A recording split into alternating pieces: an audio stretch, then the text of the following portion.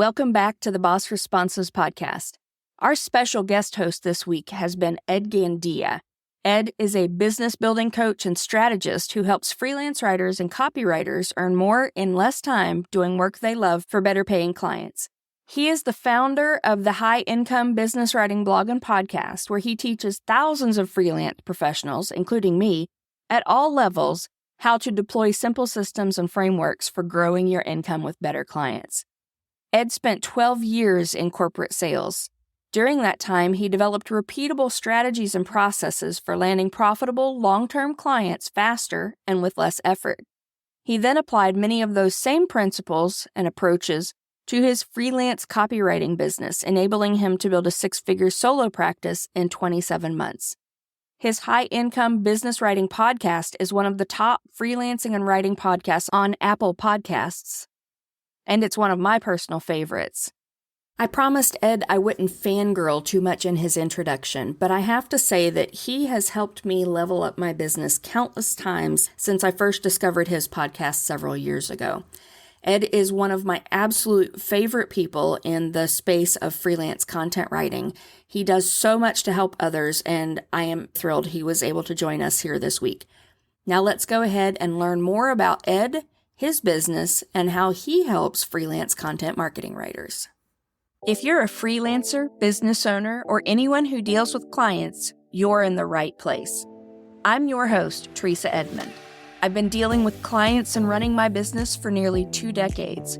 And in that time, I've dealt with my share of doubt, imposter syndrome, and not knowing what to say when a client asks a question I wasn't ready for. I created this podcast to empower you with the boss responses you need to grow your business.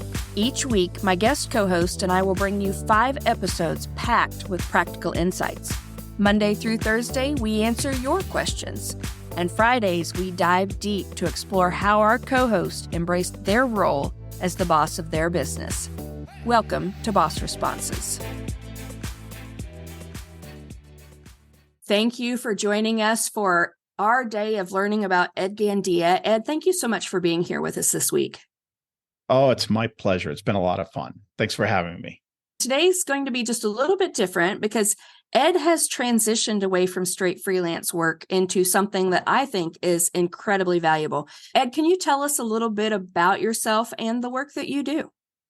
Yeah, absolutely. I am a business building coach for freelance writers, copywriters, and marketing strategists. Essentially, I work with people to help them earn more in less time doing work they love for better quality clients. That's great. So let's delve into your origins in the freelance world, because you don't just work with freelancers, you were one. How did you embark on that path?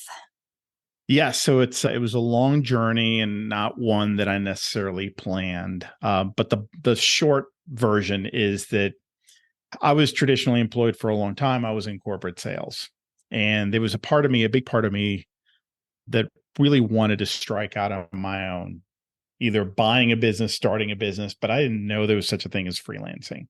Oh. And at the same time, I found myself writing a lot of my own sales and marketing materials. And I had been doing that on and off for a number of years. And I was actually decent at it, but I wanted to get better at it. So I started learning about this thing that I eventually learned was called copywriting.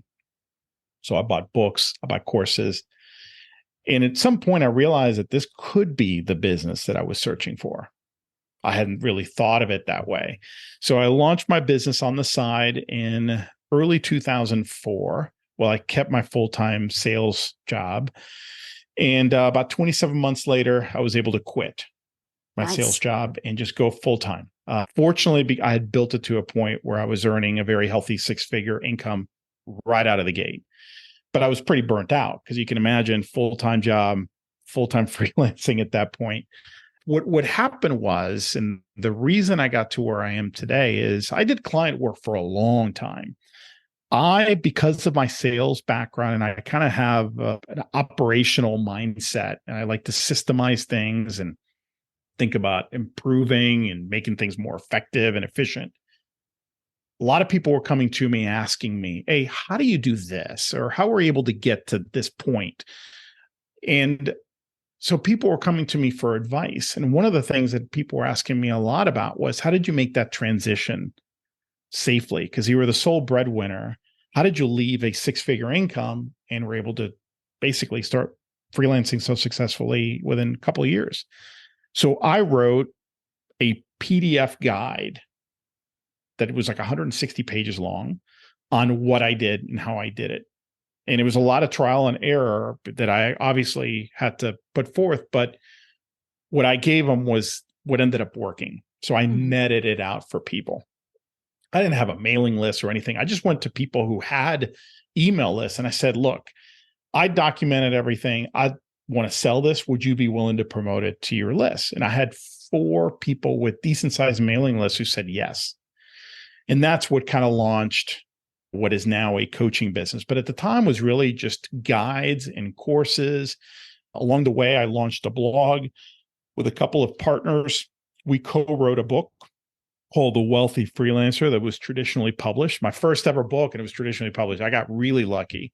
That is great. And yeah, that was pretty wild. Of course, I thought, oh my gosh, I'm going to be a best-selling author and, all this stuff. It didn't quite work out that way. It sold really well. But that launched my coaching business. What was happening is I was working with a coach who said, you're doing really well with these courses and all that, but I think you're selling yourself short. I think you'd be a really effective coach. I said, oh no, I could never coach. And he talked me into it. So in 2012, I started coaching. Again, I'm still working for clients full time. I'm still doing this stuff on the side. And I started coaching one-on-one, a few people. I had a bit of a mailing list at this point, so I was able to get 2 or 3 clients pretty quickly. And I realized that not only did I enjoy it, I was also pretty good at it. And it was through these coaching clients that I was able to take the knowledge that I had in my head and basically put it into visual models, processes, systems. I was able to document it, forced me to document a lot of this stuff.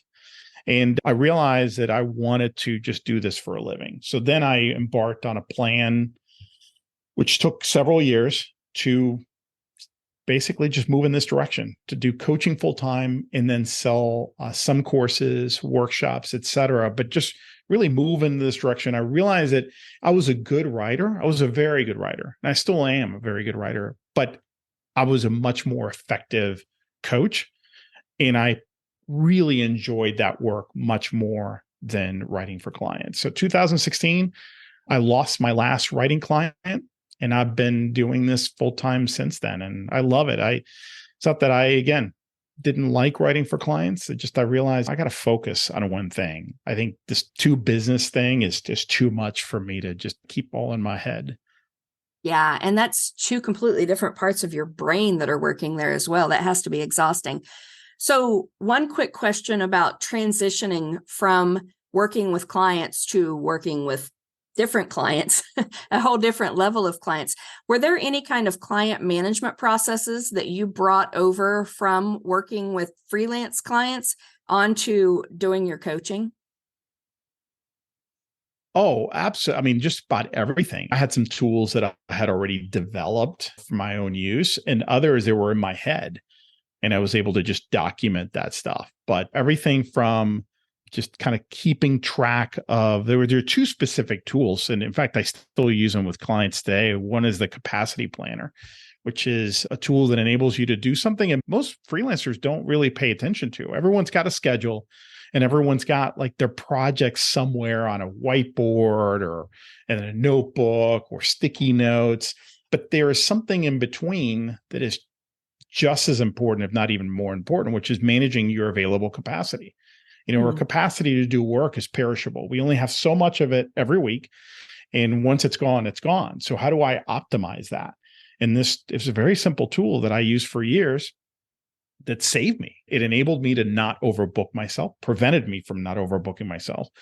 And it allowed me to give clients quick answers when they said, we got something for you. Can you get started on this sometime next week? And I was able to, before I was just making it up. Sure. Yeah, I can do that.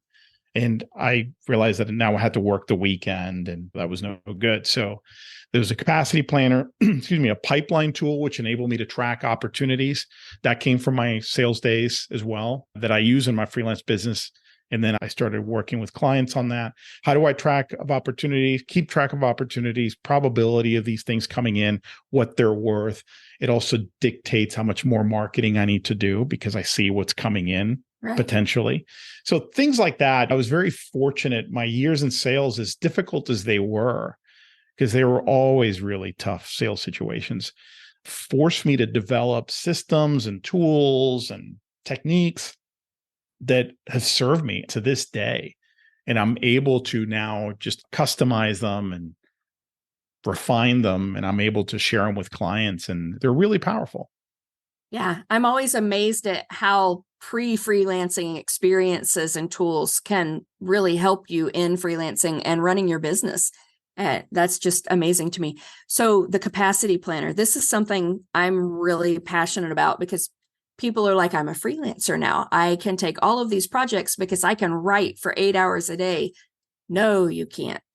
Or you can write for 8 hours a day, but only about 2 hours of it's going to be really good. I love that idea. And I don't know why I haven't tried that before. It's now officially part of my repertoire. Of All course. right.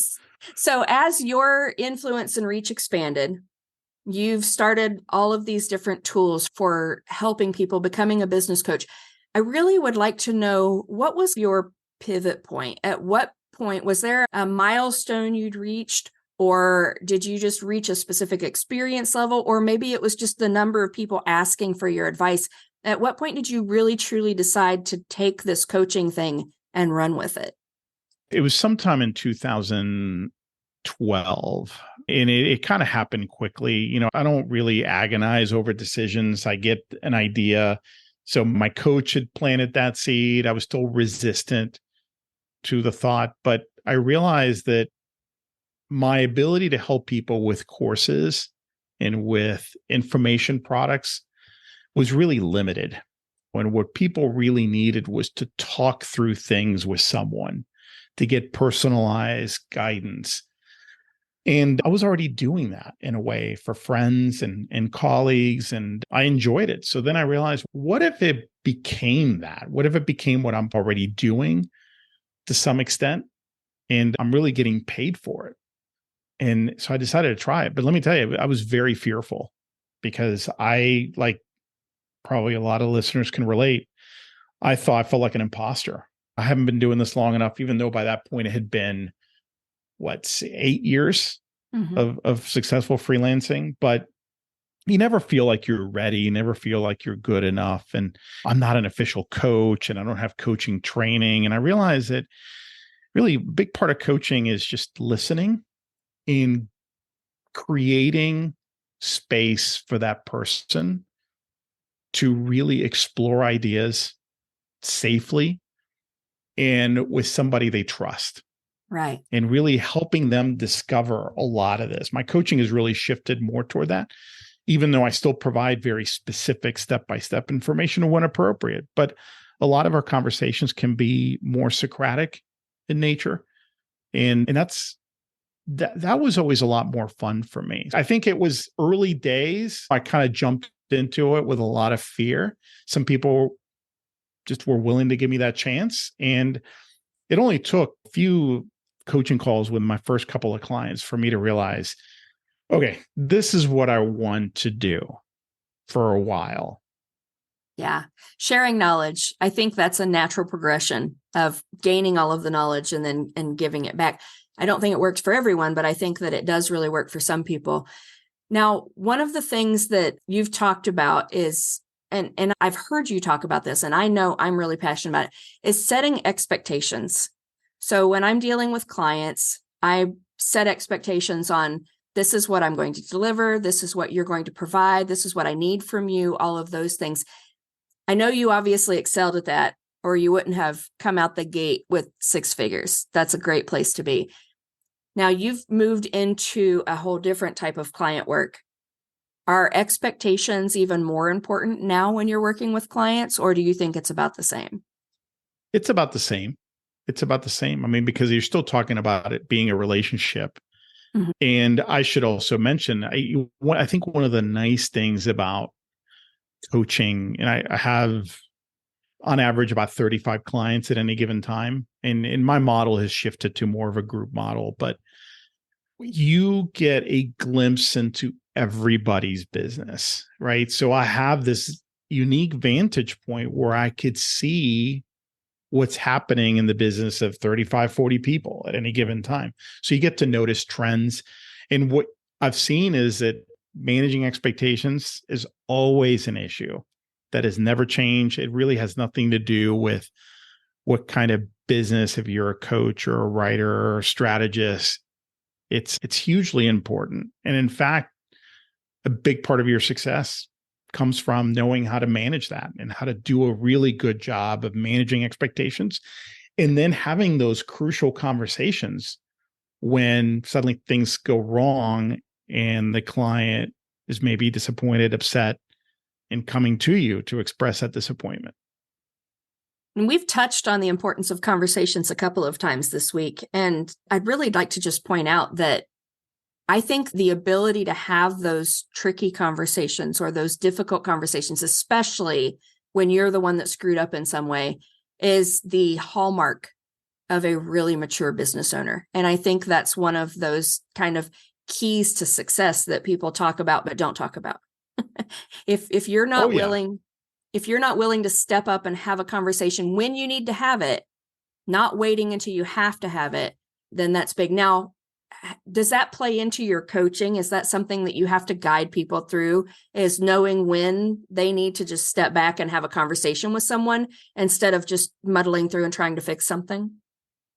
Because when we've touched on this week is that when you're in the middle of it, you're too emotionally involved, right? So you don't have the same perspective that someone like me who's not emotionally involved is going to have. So it's not a me thing. It's just a different perspective thing. An outsider can give you a better perspective.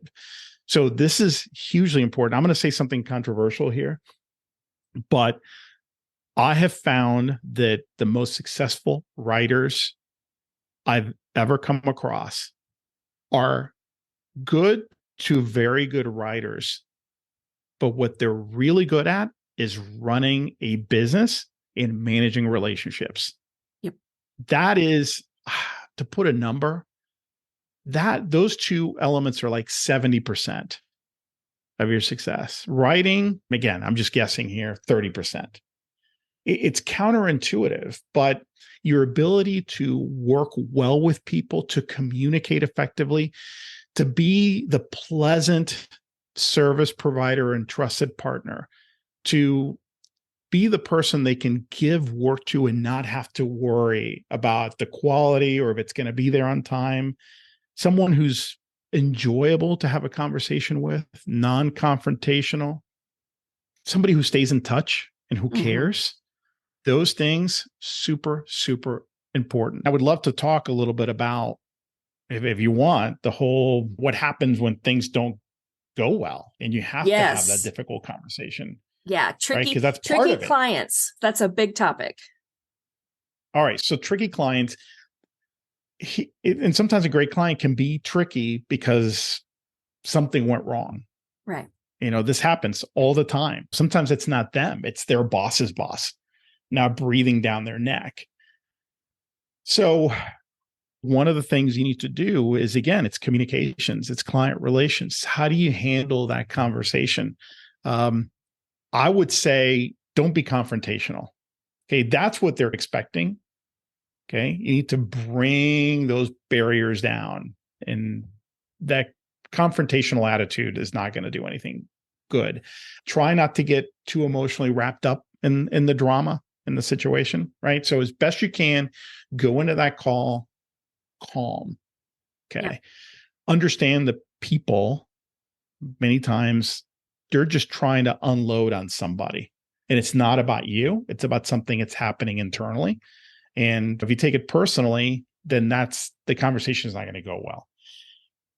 Next, I would always recommend that you schedule a Zoom call. Don't try to do this over email. And this goes against what most writers want to do, because most writers They don't like confrontation. I'm one of them, so I'll admit that. They don't like confrontation, and they definitely don't feel comfortable having difficult conversations in person or over a Zoom call, video call. You need to have it. You need to have it. The message will get lost in translation if you don't. Schedule a Zoom, and then this is going to make it easier. You don't have to present anything. You don't have to start talking. Let them talk. Right? So it's, Bill, thanks for meeting me today. Obviously, this didn't go as planned. Tell me more. Tell me what's going on here. Use some sort of open-ended question to get them started, and just let them pour out their emotions and let them just tell you, and take notes. Don't interrupt them. Make them feel safe. Show them that you're there and you care and you respect them. Care and respect are two very important things that we tend to forget about because we get defensive, right? Show them that you understand. Explain your point of view from that place. I always like to use the feel, felt, found idea, which is, I totally understand where you feel. I have felt that way many times. This is not the actual words, but I get it. I empathize because I've been there. And I would feel the same way if I were in your shoes.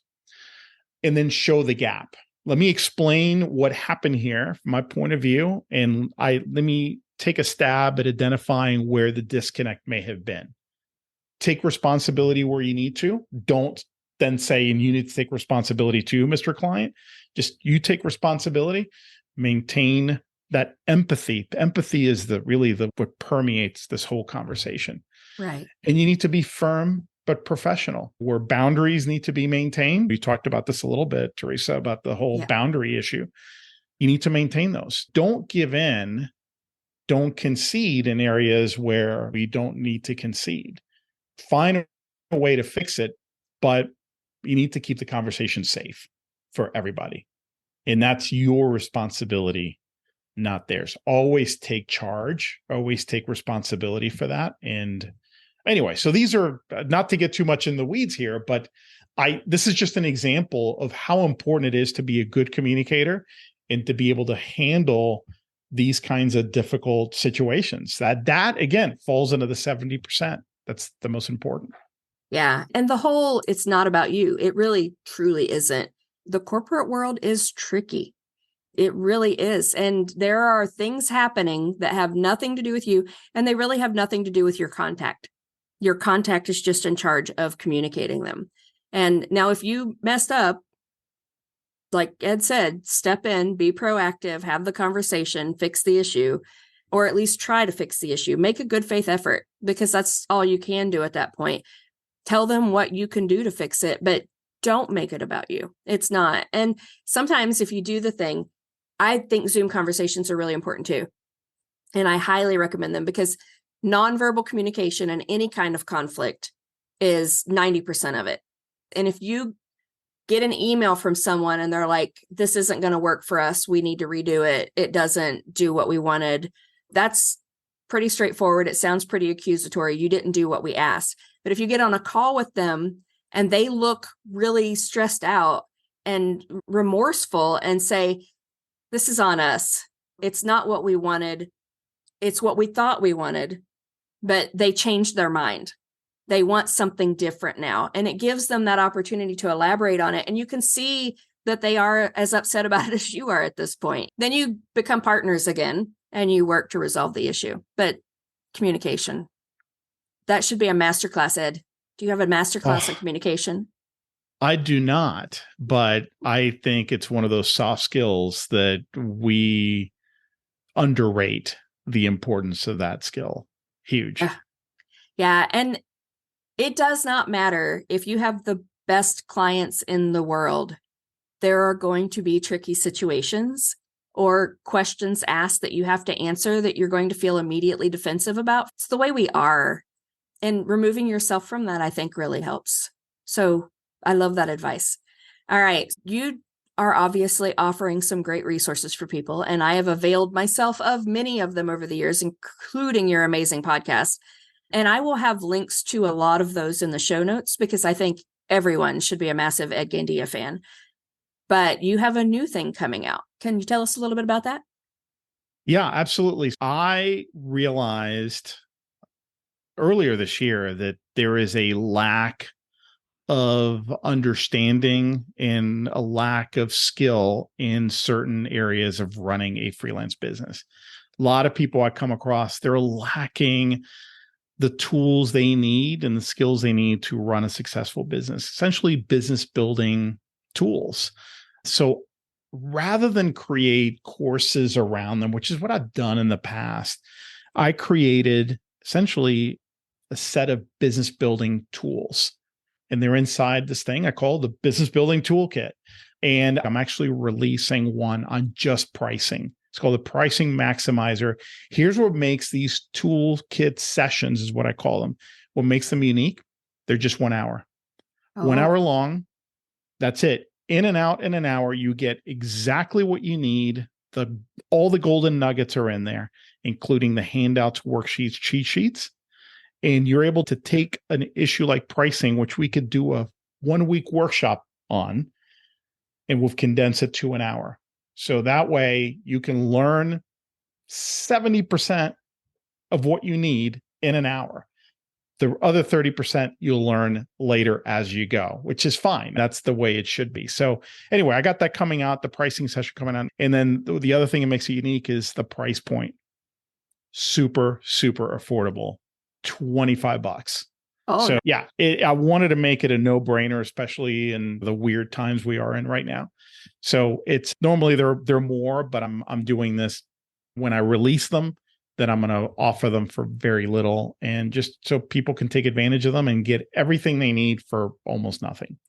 So there's officially no reason to not put some time and effort into building your business the right way now, because Ed has not only made it faster, he's made it cheaper. Because there's no way you could spend only $25 worth of your time and research everything I'm sure he's going to give. Now, how can they get these? Or is it on your website? I'll make sure we include a link as well. Yeah. So the best way would be go to my website, b2blauncher.com, and just grab a copy of my free book there. Mm-hmm. And then you'll be on the notification list. So if you want to be notified about it, if you're not already on my list, opt in for my free book, and then, yeah, we'll let you know when it comes out. And I can give a personal recommendation on the book. It's amazing. And so is his mailing list. So make sure you sign up for both of those. Now, to wrap it up, Ed, one final question. As the coach that you are, and as a very successful freelancer before that, what advice would you give to all of the service providers who are listening, who are looking to create lasting, successful partnerships with their clients? I'm going to come back to something I said earlier, which is it's not about your craft as much as being the person they just love to partner with. In fact, but to give it more specificity, become the partner that's always thinking about them. I joked with my clients. I would tell one client, his name was Charlie. I said, Charlie, I'm thinking about you and your business and your problems as I'm mowing my lawn on Saturdays. And I could prove it to him, because I would come to him on Monday morning. Hey, listen, I thought of a couple of ideas and things you could do and how you could repurpose X or what you could do with Y. And I think that he came up with it's Monday morning. How did you like? Oh, I've been thinking about this all weekend. As I'm cooking, as I'm mowing the lawn, and you don't necessarily need to say it that way, but for me, that was a really colorful, authentic way of saying it. Because first of all, it was true. So I think if your clients really understand that, if you can communicate in an authentic way to your clients that I'm always thinking about you, Charlie. I'm always thinking about you, Jill. Not in a weird way. Like, I'm thinking about your business. That's really going to resonate with them, because what you're telling them is, I'm thinking about you and how I can make you better at your job and make you look better to your boss. Okay. So present yourself as the person who works differently, who's more committed. And we talked about this earlier this week, the person who purposely seeks long-term relationships. Look, I'm not in it for project 1 and 2. I'm in it for the long haul. Right. I partner with my clients. I want to deliver long-term value. I'm going to do my very best on every project, but I'm in it for the long haul. I feel like I always want to be able to prove myself to you, and I want to partner with you. And that's not going to resonate with everybody, but that was a core value of mine, always has been. And I think that's a wonderful way to treat your business and to talk about your value and how you deal and work with clients. Yeah, I totally agree. It's not just about doing the work. It's about the relationship and bringing the value to the table, bringing more value than they expect. Yes. Yeah. Delight them. I think it's a really good word. Delight your clients. Yeah. We should have t-shirts. Delight your Delight your clients. clients. I'd wear one of those. That might be my new podcast motto. Delight your clients.